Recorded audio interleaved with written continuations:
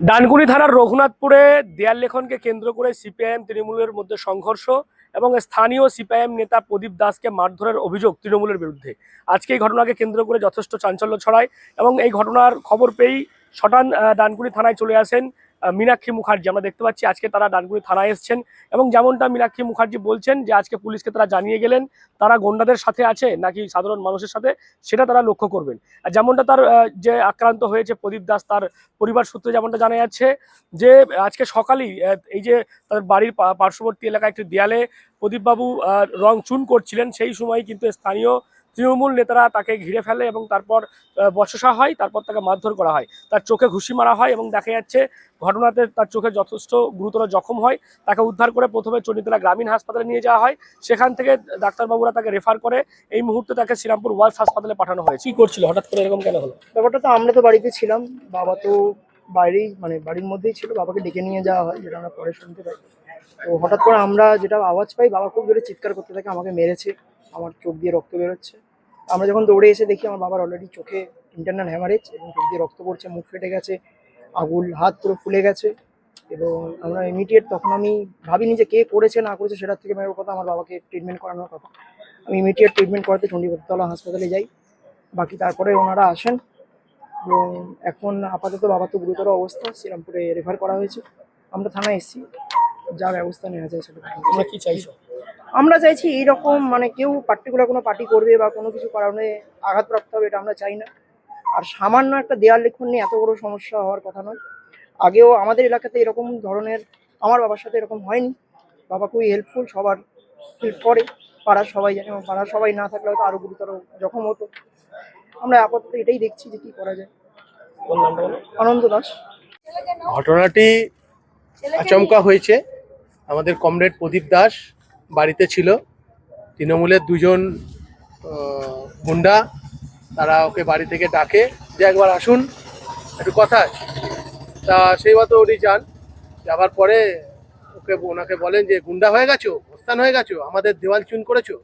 ও বলেছে এত উত্তেজিত হচ্ছে কেন, আস্তে আস্তে কথা বলো। আমি তো আস্তে আস্তে, না তোমার সাথে আস্তে কথা বলার কোনো জায়গা নেই বলেই হিট চোখে। তারপরে ওর আরেকজন ওর সঙ্গে ছিল, ওর ভাই, সেও তাকে মেরেছে, এইখানে মুখে মেরেছে, হাত এরম ধরে এই আঙুলটা খুব গুরুতর ইনজিওর্ড, আমি যেটা চোখে দেখেছি। এবং ডাক্তারও চণ্ডীতলা হসপিটালের ডাক্তারও গুরুতর অসুস্থ লিখেছে এবং রেফার করে দিয়েছেন, এবং ক্যালকাটা এনি মেডিকেল কলেজ বলে এমনি রেফার করে দিয়েছেন। হ্যাঁ, এবং বলেওছে এটা যে তোমাকে একদম সেই কামদুনির মতন দুটো পা ছিঁড়ে দিকে ফেলে দেবো, ছিঁড়ে ফেলে দেবো, এইরকম ভাবে তাকে বলেছে। তৃণমূলের দুষ্কৃতী, তোমার ওই নিরুপম রং, এবং তার সাথে তার ভাইও ছিল অনুপম রং, হ্যাঁ, সুভাষ রং। এরা দুজনে গিয়েই ওকে বাড়ি থেকে ডেকে প্রথমে এটা করে। তারপরে আরো দুজন এসছিল, একজন পঞ্চায়েত সমিতির সদস্য চন্দন ময়রা, আর একজন পঞ্চায়েতের সদস্য তৃণমূলের পার্থ নস্কর, তো নাকি পার্থ নস্কর। এখন কি আপনারা অভিযোগ করলেন থানায়? আমরা অভিযোগ করলাম যাতে ওরা দৃষ্টান্তমূলক শাস্তি পায়। রঘুনাথপুরের এই রকম ঘটনা অতীতে কোনোদিন ঘটেনি। মানুষ রাজনীতির ভোট আসে, ভোট যায়, মানুষ ভোট দেয়, যে যার মতন করে নির্বাচন হয়, যাকে যার পছন্দ, যে যেরাম পারে দেওয়াল লেখে ঝান্ডা লাগায়। পয়লা মেয়ের দিনকে ওরাই ওদের বাড়ির সামনে থেকে আমাদের ঝান্ডা ফেলে দিয়েছিল। আমাদের সতীনাথ পৌরাজের লেখা একটা ফলক ওদের বাড়ির সামনে ভেঙে দিয়েছিল অতীতে। ওরা এইভাবে করে আসছে, এলাকায় সন্ত্রাস সৃষ্টি করে খাবার রাজনীতি করছে।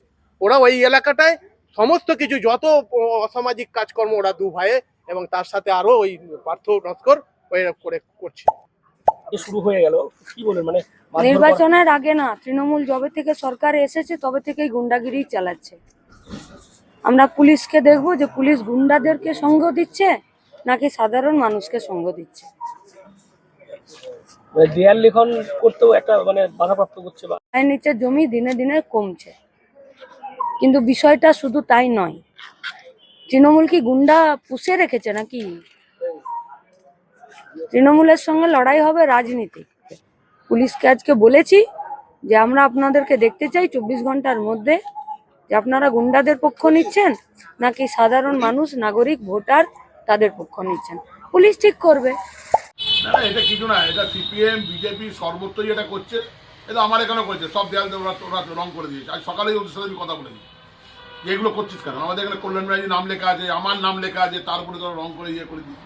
আমি রঘুনাথপুরের ঘটনাটা শুনেছি। আমি ঘটনাটা মারপিট কিছু হয়নি, একটা বচসা হতে হতে যাই হোক, যে কোনো কারণেই হোক, ওর চোখে একটা আঘাত লেগে গেছে। সেই আঘাতের পরিপ্রেক্ষিতে চোখ দিয়ে রক্ত বেরিয়েছে। আমার কাছে, আমি খবর নিয়েছি, সবটাই ঠিক আছে, কিন্তু মারপিট কিছু হয়নি। সিপিএম যেটা বলছে, সিপিএম এর ক্যান্ডিডেট ওখানে চলে এসছে, এসে একটা মার্কেট নেওয়ার চেষ্টা করছে, মার্কেট হাই করাচ্ছে, কিচ্ছু হবে না, এইগুলো কিছু না। এটা হয়েছে, বচসা হয়েছে, সবই সেটা, এটাতে কোনো অস্বীকার করার কোনো জায়গা নেই।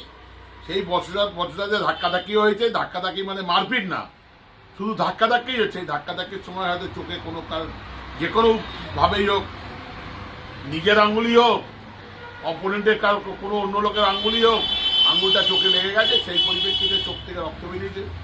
তারপর খবর নিলাম, শুনলাম ওয়ালসে অ্যাডমিশন করেছে। এগুলো কাম্য না, এটা সিপিএমই কিন্তু শুরু করেছে, বিজেপিও শুরু করেছে। দেয়াল লেখা নিয়ে আমাদের কোনো ইয়ের দরকার নেই। আমি তো সকালে বলেছি, ওরা বললাম যে দেয়াল, আমি যদি তোরা ছাড়বি, না ছাড়িস না ছাড়বি, দেয়াল লিখবি, তোরা দেয়ালে থাকবি, আমরা মানুষের মনে থাকবো। এটাই হচ্ছে তৃণমূল মানুষের মনে আছে। আর বিজেপি আর সিপিএম আর অন্যান্য যেসব দলই আছে, তারা দেয়ালে ছিল, দেয়ালেই থাকবে। আপনার নামটা? আমার নাম তাপস মুখার্জি। যে গোটা ঘটনা সেটাকে কেন্দ্র করে রাজনৈতিক চাপানোতর চলছে।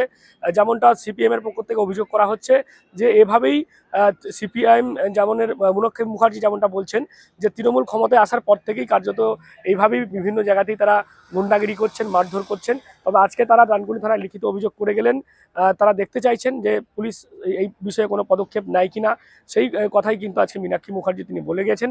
গোটা এই যে ঘটনা রঘুনাথপুরে দেয়াল লেখনকে কেন্দ্র করে যথেষ্ট রাজনৈতিক চাপানোতর শুরু হয়েছে এই এলাকাতেই। কি বলবেন আপনারা এই বিষয় নিয়ে? অবশ্যই কমেন্ট করুন কমেন্ট বক্সে। এরকম আরও খবর পেতে নজর রাখুন ডিএনএন বাংলায়। ডিএনএন বাংলা সবার মনে, সবার মনে।